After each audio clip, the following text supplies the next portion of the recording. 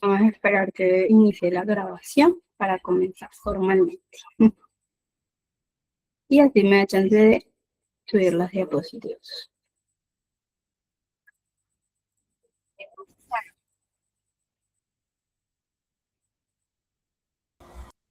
Ya inicié la grabación, profesora. Perfecto.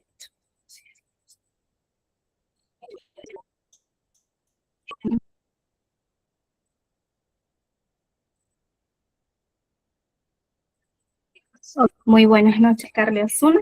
Soy enfermera titulada de la Universidad Central de Venezuela y voy a ser la docente que los va a acompañar en estas 5 clases de amplios conocimientos. Quiero primerito que me confirmen 1, si me escuchan, 2, si me ven y 3, si ven la presentación, que bueno, es lo más importante, ¿no? Perfecto. Entonces vamos a dar una pequeña apertura, un pequeño abreboca, principalmente conocer el título de nuestro curso, que imagino que ya lo conocen, que no es más que la administración de boticas y farmacias. Esto se va a dividir en 5 clases. En algún momento, disculpen si dejan de escucharme, pues me notifican para yo estar pendiente. ¿Sí? Ok, denme un segundito. Que tengo. Ok. Entonces, con una pequeña introducción, ¿verdad? Sabemos que las farmacias es el único establecimiento de salud donde un paciente puede ir sin tener una cita. Y es en la farmacia o en la botica donde la persona va a ir a buscar un alivio. Tengo una receta médica, quiero mejorar mi calidad de vida, me duele algo y ya no quiero que me duela. Entonces voy a la farmacia a buscar un medicamento para aliviarme y no necesito ninguna cita. Entonces es el único establecimiento donde el paciente tiene un contacto con la salud sin tener que pasar por millones de pasos para poder llegar hasta ahí. Es importante saber que la farmacia no solo va a vender una mercancía, no es vender un medicamento, es vender calidad de vida, es vender una esperanza, salud para la persona, porque eso es lo que están buscando en una farmacia. Cuando tú dispensas un medicamento, es lo principal que busca la persona. La persona no busca otra cosa, sino más allá de aliviar el dolor o la afección que está teniendo. Por eso es muy importante la administración en la farmacia. Una farmacia bien administrada es una farmacia que se va a mantener en el tiempo. Si hay una mala administración de esa farmacia, la farmacia puede hasta desaparecer, quedar en quiebra. ¿Y qué pasa si eso llega a suceder? Bueno, quitamos una oportunidad a un paciente de poder ampliarse entre su contexto comunitario, de tener un alcance mínimo o más fácil de poder conseguir un medicamento. O quitamos una oportunidad de poder conseguir ese medicamento. Entonces, es muy importante la administración en la farmacia. Nada frustra más a un paciente que le diga no hay. No hay por qué. Porque nos equivocamos en no contabilizar bien en el stock, porque nos equivocamos en no saber nuestro inventario. Entonces ahí entra la importancia de la administración de la farmacia, tener un stock abastecido, tener un inventario correcto para poder dispensar y nunca decir no hay. Más allá, bueno, de que exista algún desabastecimiento a nivel del país, pero no por una mala administración, ¿verdad? Y sobre todo la ética profesional. Administrar bien es asegurar que el paciente no reciba un medicamento que esté dañado o que esté vencido, porque eso es lo más importante en la farmacia, ¿no? Que evidentemente el paciente no reciba nada que esté vencido, porque si no, ¿qué estamos haciendo, verdad? Entonces, vamos a dividir esto en 5 clases y vamos a aprender sobre las administraciones. La clase de hoy principalmente se va a basar en el marco legal y la ética de la farmacia. Esa es nuestra primera clase para el día de hoy.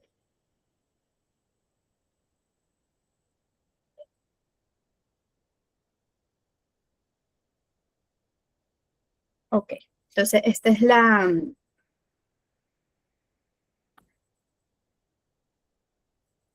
Se escucha entrecortada, vamos a ver si mejora. Ok, entonces, primera clase, marco legal y ética farmacéutica. Hay que conocer unos términos básicos primeramente para poder iniciar en este curso, ¿verdad? Tenemos entonces la introducción y el rol de la farmacia. Primeramente, conocer qué es un establecimiento farmacéutico. Un establecimiento farmacéutico no es más que ese lugar general, es un lugar, cualquier lugar que esté autorizado y regulado para la elaboración, la distribución, el almacenamiento y la dispensación de los medicamentos, los productos sanitarios o los dispositivos médicos, ¿sí? No solo medicamentos, también podemos vender gasas, podemos vender alcohol, algodón, aparatos para medir la presión arterial, entre otros, ¿verdad? Entonces, este es un establecimiento farmacéutico, el que está regulado para poder cumplir con todas estas expectativas. Pero, ¿qué pasa? Los establecimientos farmacéuticos se van a subdividir en diferentes, según su objetivo, se van a dividir en diferentes formas. Tenemos entonces las farmacias y las boticas, que son las que principalmente nos están interesando en este curso, que bueno, no son más que lo que dan una venta directa, una dispensación directa al público de los medicamentos que está buscando. Eso es lo que se encargan las farmacias y las boticas. Ese es su objetivo, dispensar. Ya vamos a conocer las diferencias entre una venta y una dispensación.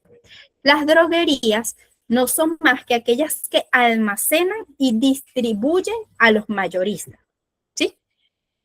No dispensan directamente al paciente, sino que dispensan a la farmacia de forma mayoritaria y almacenan todos esos medicamentos. Los laboratorios farmacéuticos, pues como su nombre lo dice, es donde se fabrican y se hace un control de calidad de todos estos medicamentos antes de salir a la venta al público. Tenemos la cadena de farmacias, que son establecimientos que tienen múltiples sucursales, pero todos están bajo el mismo nombre. Y tenemos lo que son las casas de representación o las farmacias institucionales, que son aquellas que se encuentran dentro de los establecimientos de salud, bien sean públicos o privados, ¿no? Están dentro de los hospitales, que muchas veces dispensan no solo al hospital, sino que usted también como paciente no hospitalizado puede ir y adquirir un medicamento que esté sellado dentro de la misma institución. Entonces, es importante conocer que las farmacias y las boticas son las que dispensan directamente al público y que se integran dentro de unos tipos de establecimientos farmacéuticos. Ahora, estos establecimientos farmacéuticos no valdrían nada sin un director técnico de farmacia. ¿Qué va a ser el director técnico? Este no es más que un profesional dedicado a la farmacia. Es un químico farmacéutico que va a ser el responsable, va a ser la autoridad. No podemos tener una farmacia si no tenemos un farmacéutico, ¿verdad? Es como decir un consultorio y el médico.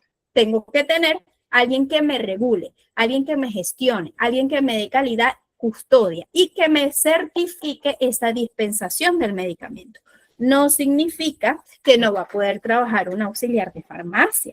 No significa que no va a poder trabajar un técnico de farmacia. Claro que sí, pero quien lleva el peso legal, por decirlo así, es el químico farmacéutico. Y es en él quien recae, pues, la mayor autoridad. ¿Qué va a garantizar el químico farmacéutico? El cumplimiento de todas las normas, las leyes, los manuales, los procedimientos y por ende la seguridad del paciente, ejerciendo así su presencia obligatoria dentro del establecimiento. Ahora, ¿qué es la misión administrativa de la farmacia? ¿Cuál es la misión de yo administrar una farmacia? Pues finalmente una farmacia necesita, como cualquier otro ente gubernamental o privado, necesita ser regulado, ser administrado de forma organizacional. Y eso no escapa de la farmacia. Entonces, su objetivo va a ser siempre garantizar la sostenibilidad económica y operativa. Ese es el objetivo de la farmacia, asegurando así que todos los pacientes tengan un acceso equitativo a los medicamentos, que el stock, el inventario siempre esté adecuado y con medicamentos que se puedan dispensar. Esto va a incluir toda la misión de la administración, no solo va a incluir la calidad o los recursos, sino también optimizar que se cumplan las normas y las leyes, optimizar las compras y potenciar la experiencia del cliente, porque no es solo, mire, yo vine hoy por un acetaminofén, tenga, chao, váyase, deme 5, cuesta 5, deme, chao, váyase. No, porque el paciente también va por una experiencia, porque se siente mal, porque quiere mejorar su calidad de vida. Y la calidad de la atención es muy importante para retener a ese paciente, que evidentemente es un cliente y me va a hacer crecer la farmacia. Entonces, la administración no solo va por inventario y stock, no solo por economía, va mucho más allá. La atención del paciente siempre será muy, muy, muy importante. Entonces, ¿cuáles son los objetivos de esta misión? Gestión del inventario, asegurar el stock de medicamentos, gestión de la economía, supervisar las cuentas, analizar las pérdidas y las ganancias. Los recursos humanos, organizar al personal que trabaja ahí, los turnos, si es 24 horas, si es rotativo, si es medio turno, qué director técnico voy a tener, qué auxiliar voy a tener, todo eso hay que organizarlo. Las logísticas y las operaciones, recibir todos los pedidos, qué día, qué hora, cuándo se organiza, cuándo se hace el inventario, cuándo se etiqueta, organizar todo el espacio de trabajo. Y por último, atención y experiencia, implementar estrategias para mejorar la experiencia del paciente. Ahora bien, la ética profesional. La ética profesional es un tema que se toca en todas las profesiones. ¿Por qué?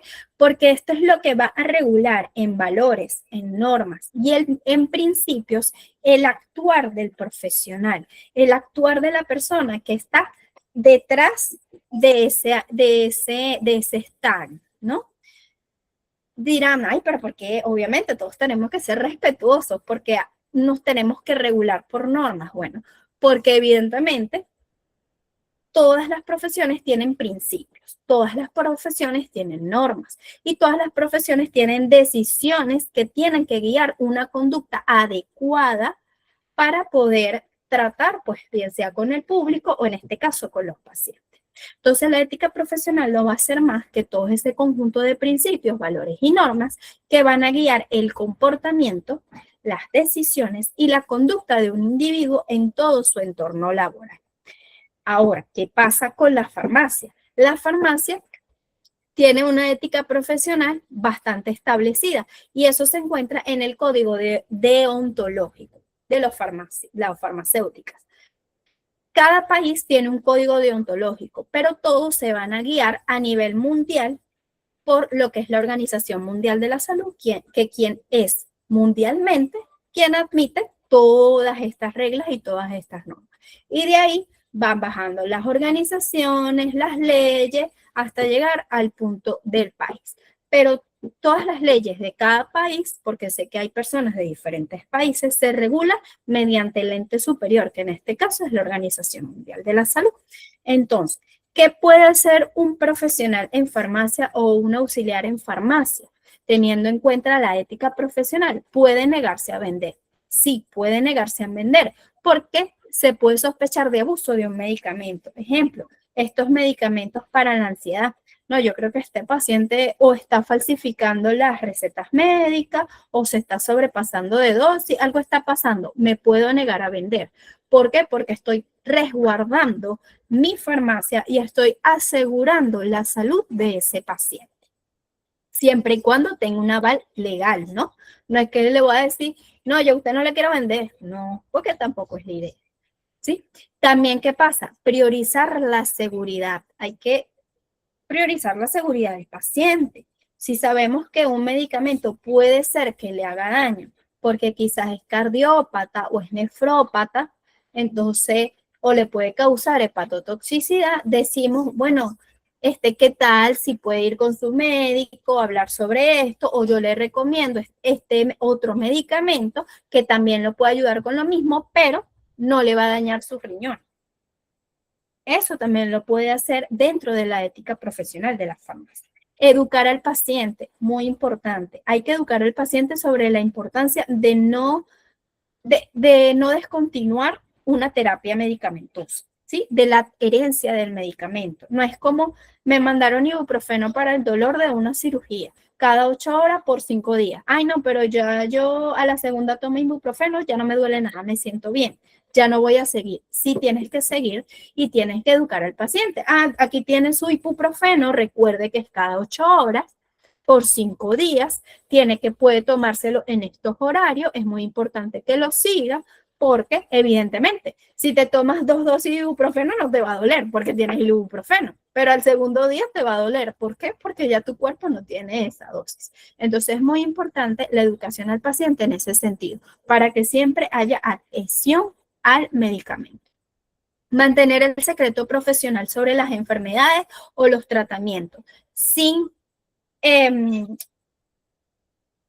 decir quién es el paciente, ¿sí? Eso es muy importante, mantener el secreto profesional. Y por supuesto, información veraz sobre las características de un nuevo fármaco y evitando la publicidad engañosa. Si un paciente tiene dudas sobre un medicamento, nuestro deber es informarle, pero informarle bien, no informarle para vender, porque vuelvo y repito, no se está vendiendo mercancía o ropa o interiores, no, se está vendiendo salud.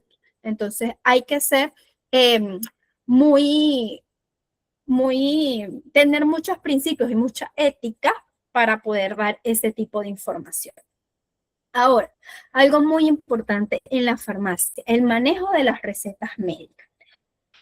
En la farmacia, esto implica la verificación, la validación y la dispensación segura de los medicamentos. Es fundamental comprobar la autenticidad, la legibilidad, que es muy difícil, que es una receta médica sea totalmente legible, para que se pueda dispensar correctamente el medicamento. Hay muchísimos errores de dispensación de medicamentos gracias a la falta de legibilidad de las recetas médicas. Y eso es algo muy importante que hay que tener en cuenta, ¿no? Si usted realmente no entiende la receta médica, no dispense, porque es mejor no hacerlo que hacerlo y que sea muy incorrecto el medicamento que está dispensando y le cause un daño mayor al paciente. Entonces, ¿qué tiene que tener? Y esto entra dentro de la administración, por supuesto, ¿no?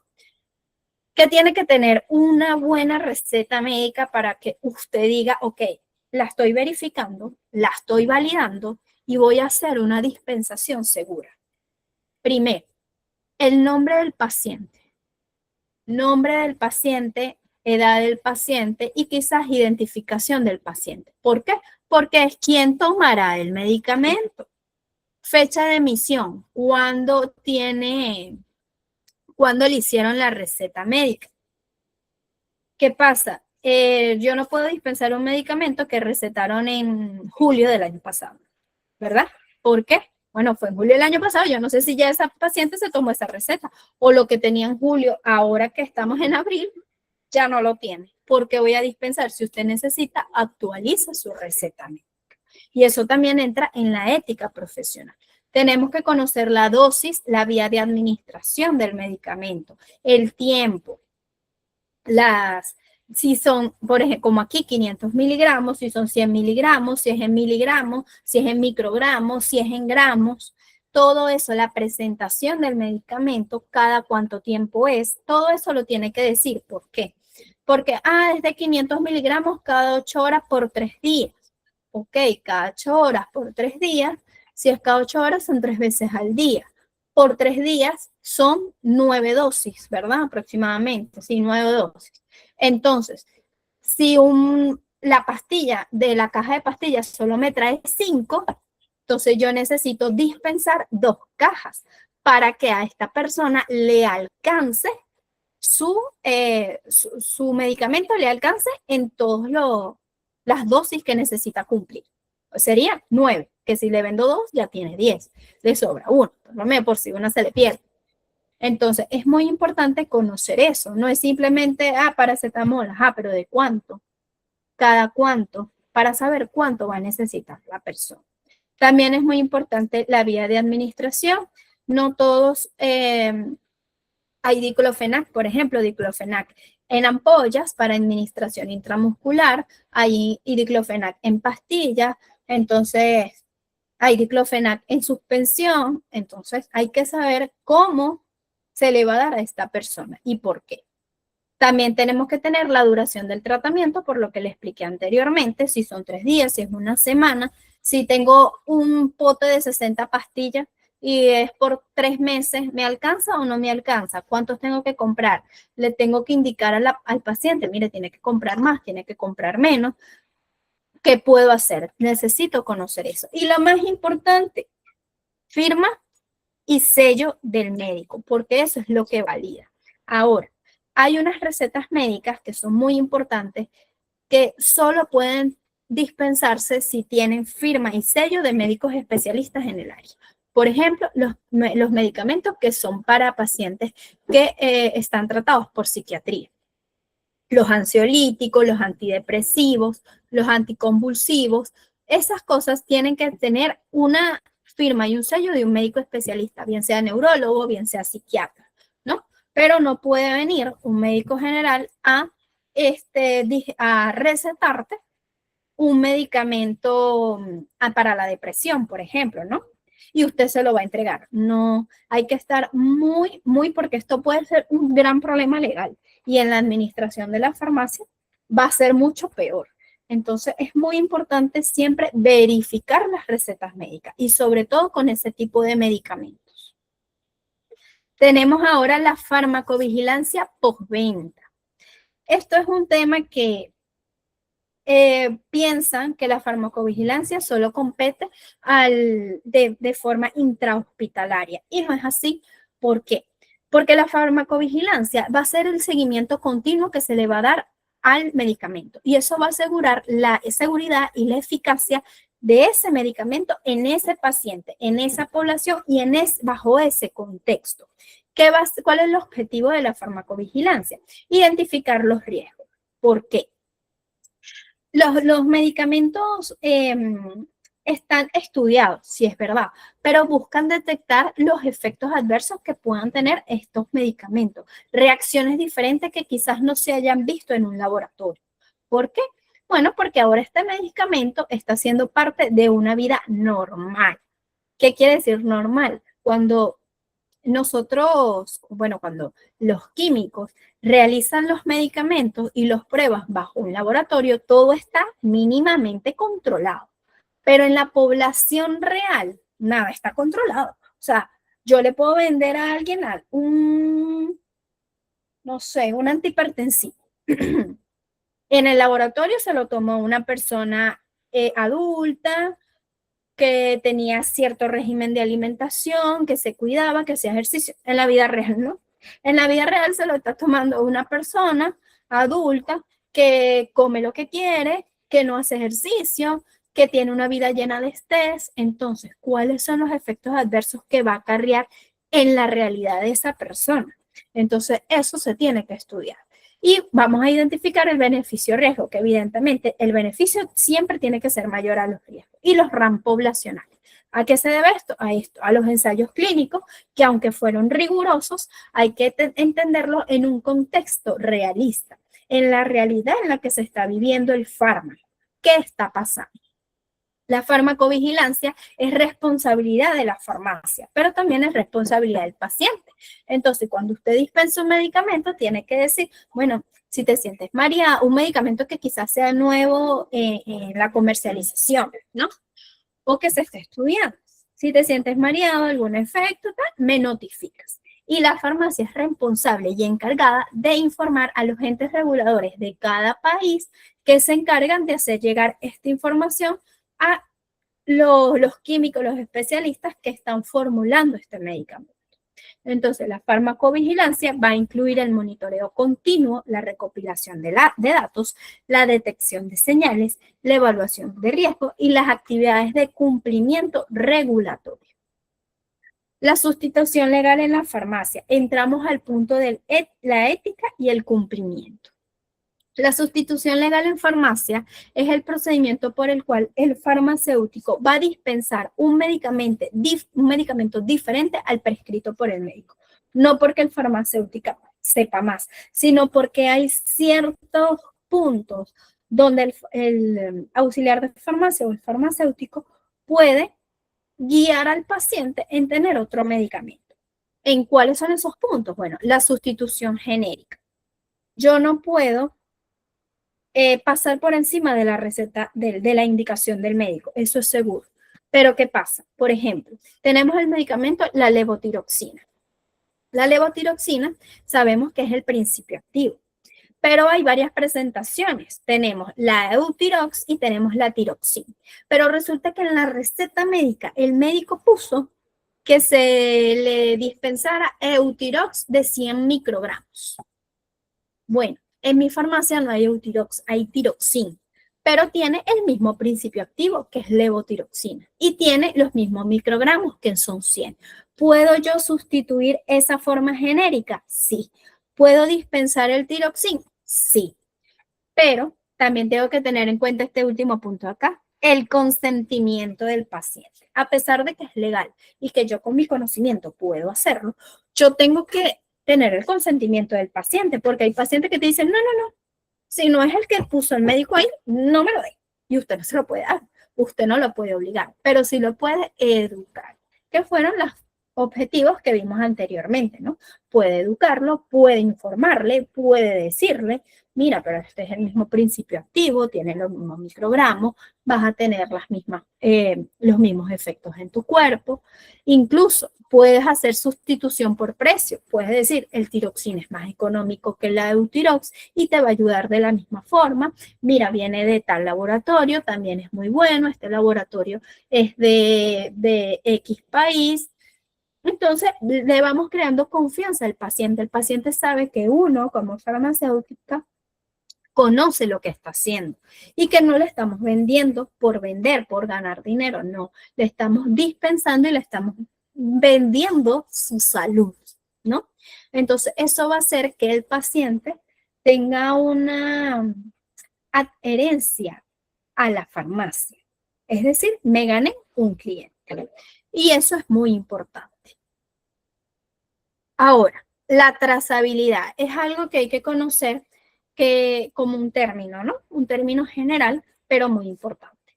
La trazabilidad en farmacia es el seguimiento integral de un medicamento, desde su fabricación hasta que llega al paciente. Esto no es más que el uso de códigos de barra.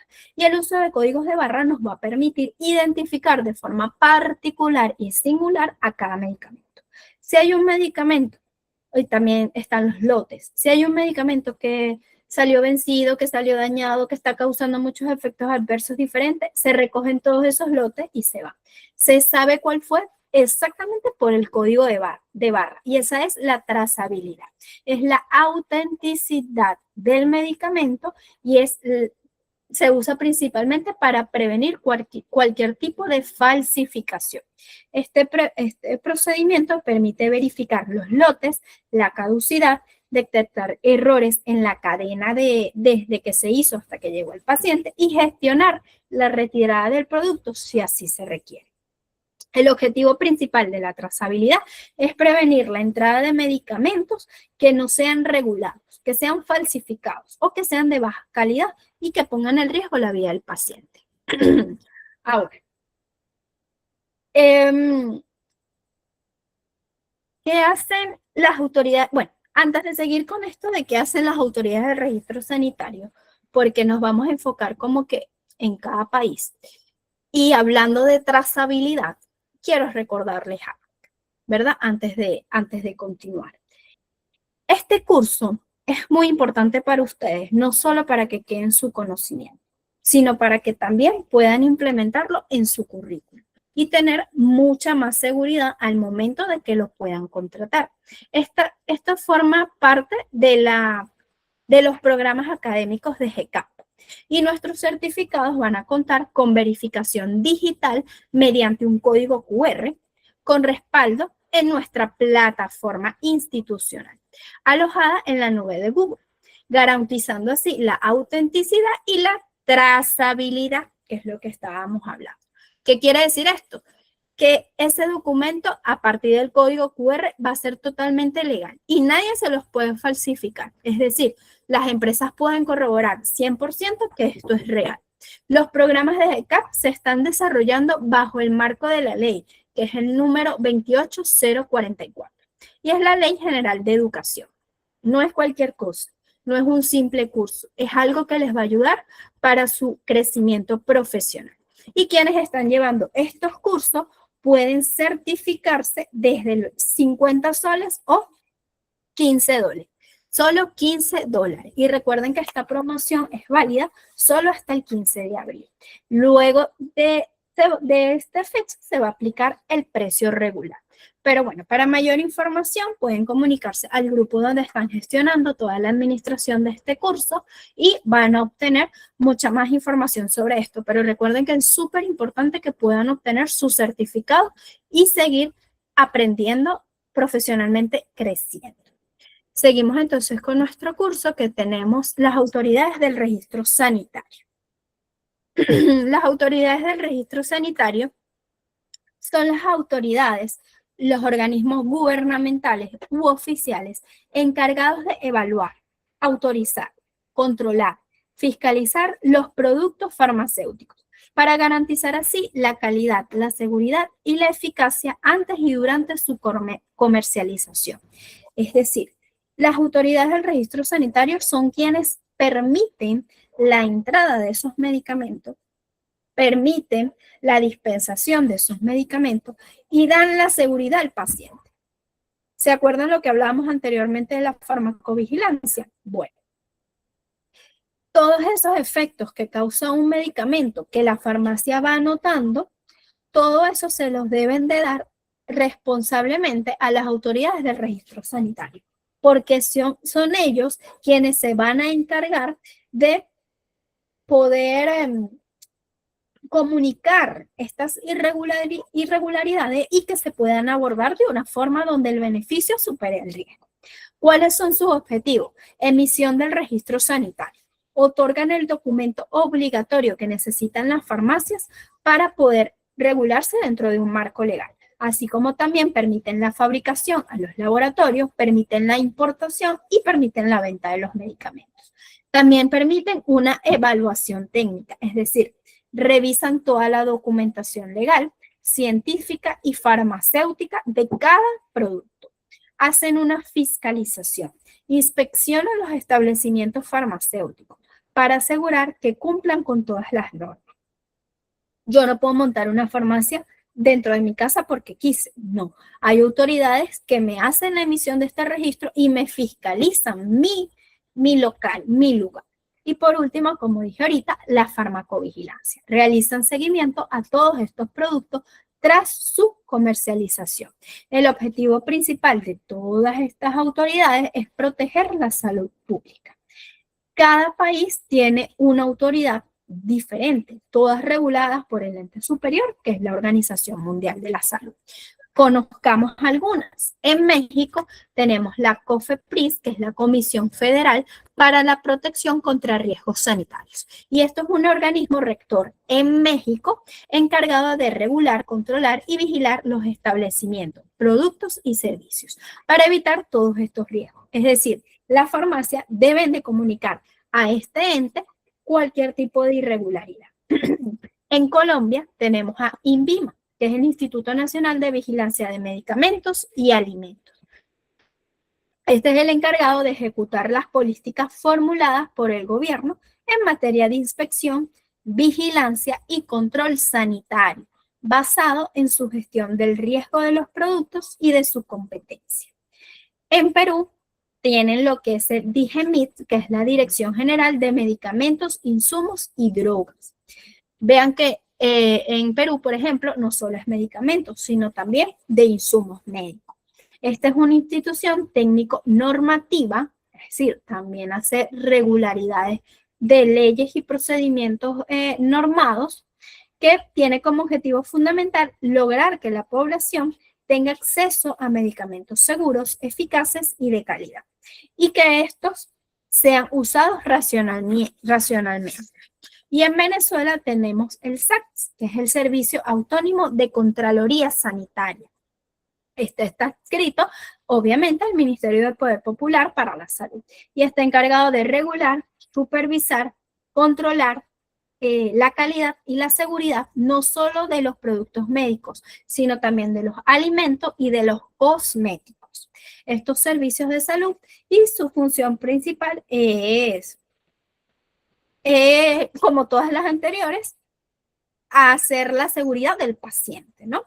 Todos ellos, y bueno, en otros países, como en Ecuador, como en Chile, en Brasil, hay diferentes entes regulatorios, pero todos se van a encargar de lo mismo: emitir registros sanitarios, permisos, fiscalizar, obtener información de la farmacovigilancia y regular.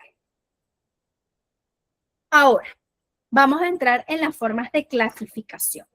Quiero que toda esta información, a pesar de que es mucha, les quede, porque al finalizar la clase vamos a tener una dinámica en la que quiero que participen.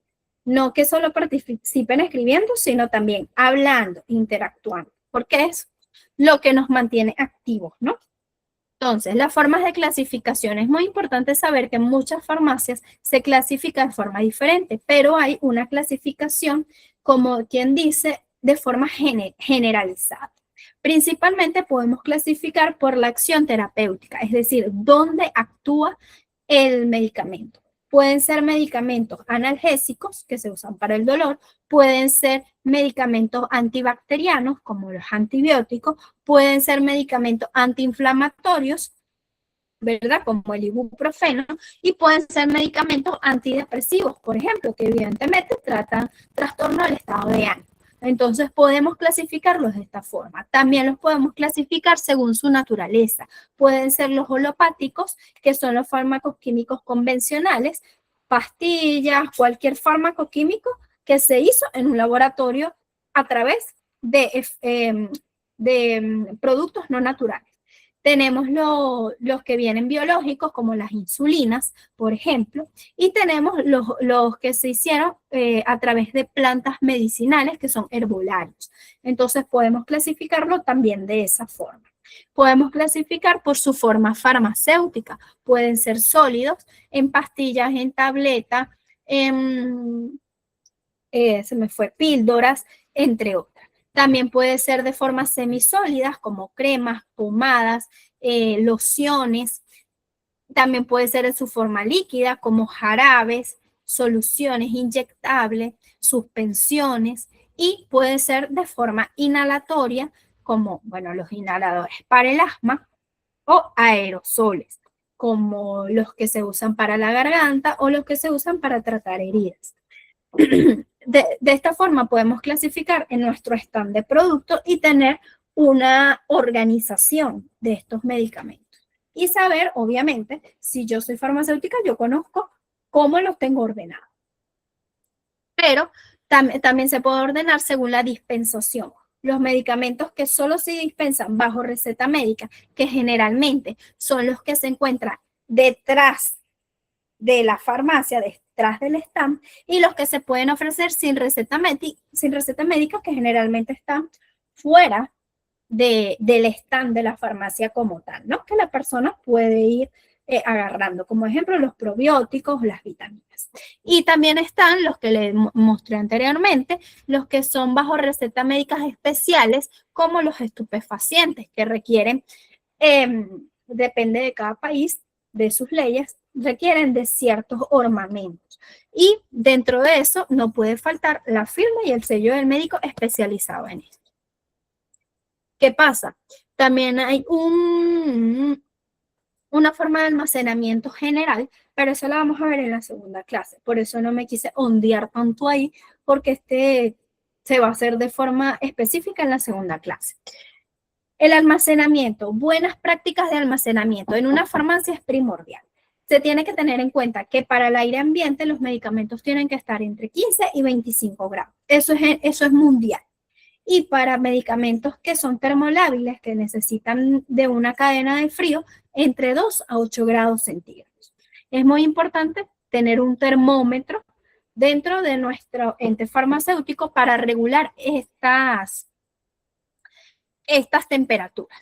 Las áreas de almacenamiento tenemos que tener en cuenta que tienen que estar en superficies lisas, no pueden tener grietas, no pueden estar cerca de los baños por la humedad, y los materiales tienen que ser que impidan la absorción de la humedad. Tampoco podemos tener muchos medicamentos a una ventana donde le pega toda la luz del sol, porque eso va a afectar en la forma química del medicamento. Siempre hay que garantizar un buen sistema de ventilación. Tenemos que tener la temperatura del aire ambiente controlada, áreas de almacenamiento general, lejos de los focos, lejos del calor, lejos de la humedad. Hay que cumplir con la cadena de frío. No se puede tener medicamentos termolábiles sin un almacenamiento adecuado. Ya lo vamos a ver. Tenemos que tener monitoreo y registro, uso de termómetros de máxima y mínima con lectura diaria como esto. Y también tiene que haber un higómetro, que es el que mide la humedad. La conservación de empaques. Los medicamentos deben mantenerse en sus envases originales para evitar alteración. Y la gestión de incidencia. En casos de corte de energía, de desvíos de la temperatura, todo eso se debe de registrar. Todo eso forma parte de la administración. Y todo eso se debe tener una guía. ¿Por qué? Y por supuesto se debe haber un protocolo de contingencia, de emergencia, para saber y evitar la pérdida de los medicamentos. 3 reglas de oro para almacenamiento. 1, no saturar la nevera. No podemos meter todos los medicamentos que son termolábiles pegaditos unos con otros, porque se forman lo que se denominan puntos calientes. Siempre tiene que ir ese medicamento como en el medio, como se ven así, separaditos en el medio, no pegados de las puertas del refrigerador, porque el calor puede dañar. También no colocar nada en la puerta. En la parte de acá no se puede colocar nada porque el abrir y cerrar la puerta va a ser la variación de temperatura de estos medicamentos y se pueden dañar, afectando la administración tanto de inventario como de recursos económicos, porque si se daña no lo puedo vender y pierdo esa inversión. Se deben ubicar en el centro, como ya dije, evitando así los puntos de calor. Se pueden poner las botellas de agua, es como un truco técnico, ¿no? Donde se usan botellas de agua siempre hasta arriba, congeladas, para mantener lo que es la temperatura del refrigerador, o en el caso también de que se vaya la luz o hay un corte, estas botellas de agua que están congeladas puedan mantener esa temperatura. Y la gestión de incidencias, como dije anteriormente, se debe tener una hoja de control donde se tengan las temperaturas y poder regular anotando cada una de estas y saber con exactitud cuándo bajó, cuándo subió, qué pasó, qué se perdió, qué no se perdió, cuánto tiempo duró así. La cadena de frío. Esto es un proceso de almacenamiento, transporte y distribución que garantiza que todos los productos termolábiles, que son los sensibles al calor, se mantengan en un rango general de 2 a 8 grados centígrados. Elementos claves en la farmacia. Para administrar una farmacia no basta con tener simplemente una nevera. Esta es la nevera que debe haber en la farmacia, no es una nevera convencional. Se necesita el refrigerador farmacéutico. No debe ser una nevera doméstica común y debe tener una temperatura uniforme. También tenemos que tener un termohigómetro que nos va a medir tanto la temperatura como la humedad. No puede como ya dije anteriormente, de 2 a 8. No puede ser más, no puede ser menos porque se congelan. Si se congelan, no sirve. Si se calientan, tampoco. Debe tener temperaturas uniformes y debe medir la máxima y la mínima temperatura, los termohigómetros.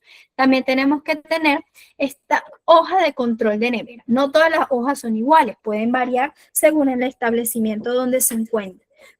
Pero básicamente se llena diariamente. Van a colocar, es importante saber que las neveras solo se abren en 2 oportunidades si no se necesitan más. En la mañana al iniciar el turno y en la tarde-noche al cerrar el turno. Si se necesita, ¿para qué? Para no variar la temperatura. Y eso se va a notar en esta hoja. A la hora, a las 9 de la mañana, ¿en qué temperatura estaba? ¿En 2, en 3, en 4, en 6, en 7, en 8? En 8, ok, lo marco. Firmo. ¿Quién lo vio? ¿Quién lo corroboró? Ok. A las 5 de la tarde está en 1. Wow, está mal. Hay que regular la temperatura. Ah, no, a las 5 de la tarde estaba en 4. Ah, perfecto. ¿Quién lo firma?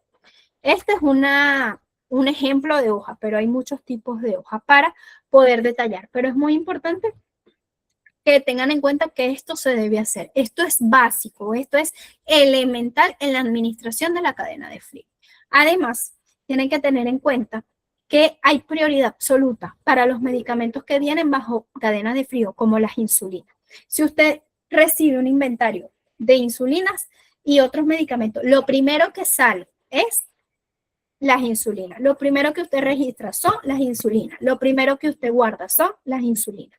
Los otros medicamentos no importa, pero primero se hacen con los medicamentos que son termolábiles, ¿ok? Ven el orden en las estanterías. El orden en las estanterías en farmacia combina criterios de seguridad donde se gestiona el stock. Y esto es más que todo por marketing y para generar ventas. Y es algo general que se denomina FEFO y FIFO, que lo vamos a ver ahorita muy por encima, pero en la segunda clase lo vamos a ver más detenidamente. Las reglas de gestión de stock de almacén FEFO-FIFO es lo primero en caducar. O sea, él se basa básicamente en que primero se exhibe lo que se va a caducar, lo que tiene que salir, y los demás se ponen hacia atrás. Se deben mantener las estanterías abastecidas para dar sensación de abundancia y orden. No puedo tener un producto, puedo tener varios, máximo 10. Bueno, está. Limitar la exposición vertical a unas 10 unidades por producto para mejorar la visibilidad. No lo voy a acaparar todo, pero tampoco lo voy a dejar vacío. Y también hay otra forma de ordenar que es por niveles por marketing. Los productos de baja rotación se colocan en la parte de arriba. Los de alta rotación o superventa se colocan en la media superior. Los que son, ¿por qué? Porque quedan directamente en vista a los ojos. Entonces yo lo veo, lo compro y lo agarro, me lo compro y me lo llevo. La de venta directa y compra cómoda se puede colocar en el medio inferior y los productos de alta demanda o de grandes volúmenes como los galones de alcohol o productos muy pesados se colocan en la parte de abajo, en la base de la estantería. Así es como se ordena por niveles de marketing, ¿no? Pero siempre hay que tener en cuenta también esto, el FEFO y el FIFO. Si yo tengo alta rotación, ejemplo de paracetamol, y tengo unos que se vencen ahorita en mayo y los que me llegaron se vencen en octubre, yo lo voy a poner acá, según mi nivel de marketing, en el medio superior, pero primero a la vista voy a poner los que se vencen en mayo y atrás voy a poner los que se vencen en octubre, ¿no? Así. Ahora, para ya culminar, tenemos lo que es la diferencia entre una dispensación y una venta. La venta es la simple transacción mercantil. El cliente solicita un producto, entrega el dinero, usted le entrega el artículo y él lo recibe y se lo lleva. Su enfoque es una simple transacción económica, recibir dinero. La responsabilidad de la venta se limita a que el producto esté en buen estado y se entregue el cambio y el vuelto correcto. Hasta ahí llegó la venta. Ahora la dispensación va mucho más allá. Por eso siempre hablamos de dispensar medicamentos. ¿Cuál es el concepto principal? Es un acto profesional realizado por un farmacéutico, por un auxiliar o por un técnico de farmacia. Aquí, este profesional se va a encargar de entregar un medicamento tras un proceso de validación y certificación de esa receta médica. No simplemente lo leo y lo entrego, valido, corroboro, confirmo y dispenso el medicamento. ¿Cuál es su enfoque? La salud y la seguridad del paciente. ¿Y cuál es la responsabilidad de la dispensación? Asegurarse de que el paciente sepa qué es ese medicamento, cómo usar ese medicamento y qué esperar de ese medicamento. Ejemplo, le entrego un inhalador. Señor, ¿usted sabe usar ese inhalador? ¿Cómo se usa? Porque a veces, hay médicos que lo explican, hay enfermeros que lo explican, pero hay veces que no. Y quizás es una persona mayor y no sabe cómo usarlo. A mí me lo mandaron, yo lo compré. Pero entonces, ¿cómo hago? Tengo una anécdota, un paciente le habían enviado para el asma un inhalador y el señor compró. Cuando fue a la semana, dijo que estaba peor, que no podía respirar y el médico le preguntó, ¿cumplió el tratamiento? No. ¿Por qué? ¿No pudiste comprarlo? Sí, yo lo compré, pero yo no sé cómo usar eso y lo dejé ahí en la gaveta. Ahí hubo error en todo, en el médico, en la enfermera y en el farmacéutico. ¿Usted sabe usar este inhalador? ¿Cómo se usa? ¿Cómo le explico usarlo? ¿Cómo le puedo ayudar en tal caso a formar los horarios, las dosis? ¿Cómo tiene que hacerlo, no? Esa es la responsabilidad de la dispensación y eso entra en la ética profesional. ¿Y qué esperar del medicamento? Ejemplo, la amoxicilina. En los niños más que todo causa mucha diarrea. Pero dile, mamita, papito, es normal, es por el medicamento. No te asustes si el bebé de repente empieza a tener muchas evacuaciones líquidas. Es el medicamento que lo hace así. Entonces, esa es la responsabilidad real de la dispensación. Entonces, una dispensación correcta tiene varios pasos. La recepción de la receta. Verificar que no sea falsa, que tenga el sello y todos los puntos que vimos anteriormente. El análisis sensorial. Mirar la caja. Si la caja del medicamento está sellada, si no está agrietada, si el medicamento no está vencido. Entregar información al paciente, como dije anteriormente. ¿Cuál es la posología de esto? ¿Cada cuánto se tiene que tomar? ¿Por cuánto tiempo? ¿Cómo es la administración? ¿Se puede tomar con agua, con leche, con jugo, con café? ¿Se puede, no se puede? ¿Cómo se lo va a tomar usted? Y conservación, ¿cómo lo debe guardar? ¿Lo debe poner en la nevera? ¿Lo debe dejar afuera? No cerca del sol, no cerca del baño, no en la humedad. Ese se trata de entregar información. Y por último, detectar problemas. Si un paciente dice que algo interactúa mal con otra cosa que le está tomando, vengo yo y anoto en mi cuaderno y luego lo mando a los entes reguladores de la farmacovigilancia, ¿no? Y el farmacéutico debe advertirle de estos problemas. Ok, ahora vamos a hacer unos ejercicios y es aquí donde necesito que se active. Ya hablé mucho. Ahora le toca hablar a ustedes. Voy a poner espero que no hayan puesto la cara del gatito. Voy a poner unas preguntitas fáciles y ustedes me dicen, pues, ¿qué haría? En este caso, tenemos un cliente llega gritando que tiene un dolor de muela horrible y exige que le vendas un antibiótico porque él ya sabe qué tomar. ¿Cuál es tu actuar si le fueras a vender el medicamento y cuál es tu actuar si le fueras a dispensar el medicamento? A ver. Viene un paciente, no señor, deme un antibiótico que a mí me duele la muela y ya yo sé qué tomar, yo no voy a ir al médico, nada, deme mi antibiótico. ¿Qué haces tú si le vas a vender y qué haces tú si le vas a dispensar? Ahí vamos a marcar algunas diferencias. Pueden hacerlo hablando o pueden hacerlo, perdón, tengo algo de gripe, o pueden hacerlo escribiendo. Déjenme ver si están con el micrófono. Muy bien, Janet. Primero su receta médica. Eso es lo que harías al dispensar. ¿Puedo hablar? ¿Sí? Buenas noches.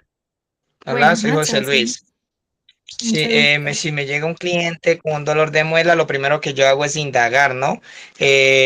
qué síntomas tiene, si presenta fiebre, si tiene sudoración, y asimismo, porque no le puede administrar un antibiótico si es un simple dolor, se le puede manejar con un analgésico, ya sea inyectable o por pasta.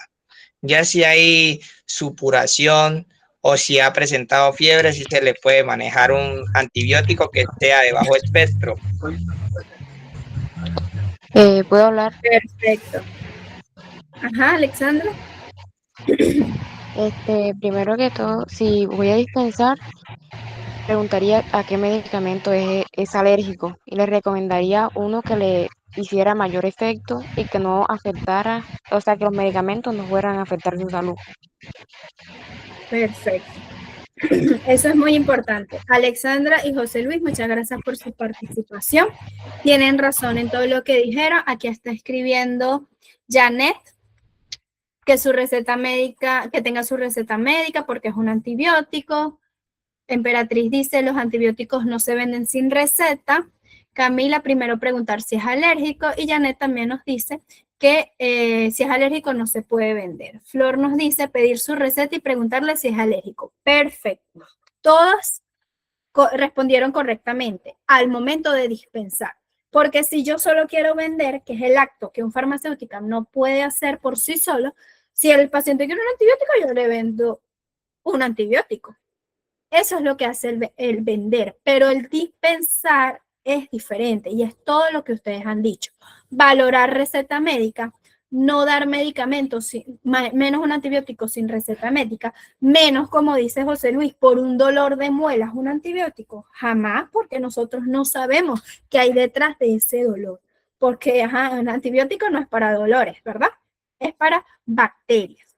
Entonces, todo eso se tiene que analizar. Y yo me puedo negar a dejar de vender un medicamento por seguridad del paciente. No por, ay, que el cliente me está presionando porque el cliente tiene la razón. No. Aquí el profesional también tiene ética y usted puede decir no. ¿Por qué? Porque eso va a causar un riesgo mayor. Y el beneficio, no hay beneficio en ese caso. Y la balanza riesgo-beneficio no va a estar al favor del paciente y de la farmacia tampoco, porque pónganse que usted da eso y después ese paciente se sienta súper mal. ¿De quién va a ser la culpa? De la farmacia. Tenemos aquí otro. Hay un fallo eléctrico en el sector. En la nevera hay insulinas y vacunas. Recordemos que las insulinas y vacunas tienen que estar bajo una nevera. Pasan 2 horas y la luz no regresa. El termómetro marca una temperatura de 12 grados. Recordemos que es entre 2 y 8. ¿Qué haría? 1. Espera que llegue la luz y baja usted la temperatura. Es decir, llegó la luz y yo regulo la temperatura a 8 grados otra vez. 2. Traslado todo a una cava con hielo común. Y 3. Mantengo un protocolo de emergencia con geles refrigerantes y un registro de cuánto tiempo estuvo la temperatura fuera del rango. ¿Qué harían ustedes?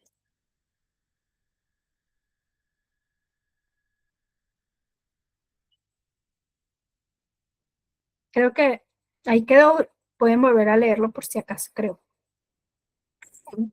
Muy bien. David, Camila, María Gabriela, muy bien. La número 3. ¿Por qué? Porque hay que mantener un protocolo de emergencia. Todas farmacias tienen que tener un protocolo de emergencia. Quizás una planta eléctrica se fue la luz, se enciende y la temperatura sigue. Puedo tener una cava con geles refrigerantes de poliestireno donde voy a colocar los medicamentos. Aquí les dejé la respuesta para que cuando le pasen las láminas, pues ya la tengan también. Paso 1, actuar antes del límite. No voy a esperar que la temperatura suba hasta 12. Si a los 15 minutos la luz no vuelve, debo activar el plan de contingencia.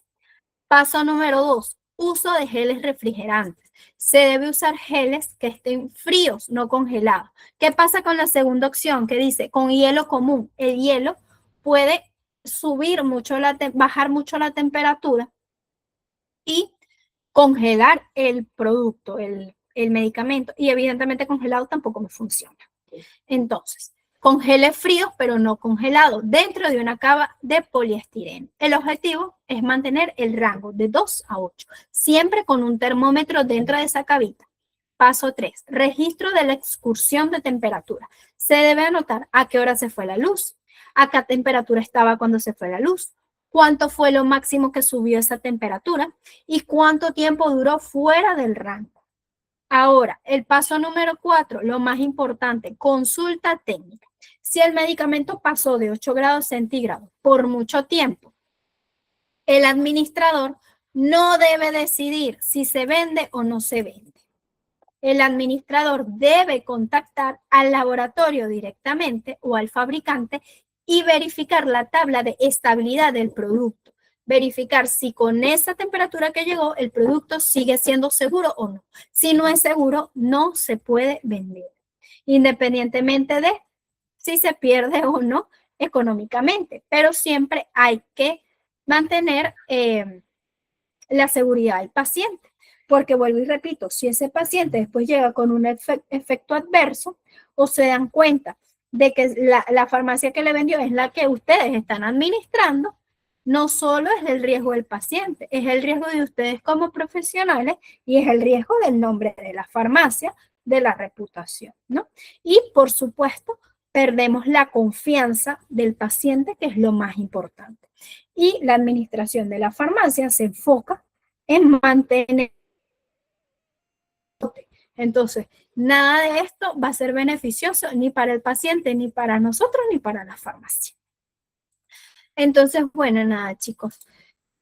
Espero que estos, como les dije, les dejo aquí la respuesta para que lo puedan leer. Espero que esto le haya gustado, le haya servido, hayan entendido. Ya la clase terminó. Pueden relajarse, si tienen preguntas, dudas, con mucho gusto se las voy a responder. Alexandra dice, lo mejor sería de 3, ya que una cava con hielo no se puede controlar la temperatura. Puedes controlar la temperatura siempre y cuando tengas el termómetro. Si no tienes termómetro, es verdad, no se puede controlar. Y el riesgo de la cava también es que a veces abrimos y cerramos y evidentemente eso se desregula pues la temperatura, ¿no? Entonces, bueno, nada, si tienen dudas, preguntas, estoy a la orden por acá. Espero que esos casitos como que se puedan presentar de forma así inesperada, les haya servido un poquito como lo que vimos hoy con los casos que presenté. Y algunos ejemplos, ¿verdad? Fueron algunos ejemplos. Perdón si hablé mucho. Espero que no se hayan dormido. Para mí es lo más importante, es que realmente les quede la información y que se vayan, bueno, siendo unos excelentes profesionales que sepan realmente administrar una farmacia. Entonces, bueno, nos vemos el domingo.